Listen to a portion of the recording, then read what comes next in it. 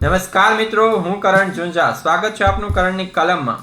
તો આજે વાત કરીએ એક સત્ય ઘટના પર આધારિત એક સ્ટોરી વિશે.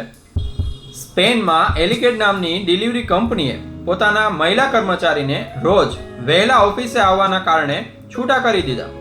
જી હા, હવે ઓફિસનો સમય 7:30 વાગ્યાનો હતો, પરંતુ મહિલા રોજ કામ ન રહેવાથી 7:45 આવી જતી. હવે જેથી તેમના સહકર્મચારીઓને અને ઓફિસના મેનેજમેન્ટને તકલીફ રહેતી, જેથી કરી અને એ કર્મચારીને ઓફિસ દ્વારા નોટિસ પણ પાઠવાઈ, પરંતુ મહિલાએ એ જ સમય અનુસર્યો અને તે વહેલી આવતી રહી. હવે આ જ કારણે તેને ઓફિસમાંથી છૂટી કરાઈ. હવે તેણે કોર્ટમાં આ વિષયને પડકાર્યો, પરંતુ કોર્ટે પણ એ શિસ્તભંગના નિયમને આધારે કંપની તરફ ચુકાદો આપ્યો.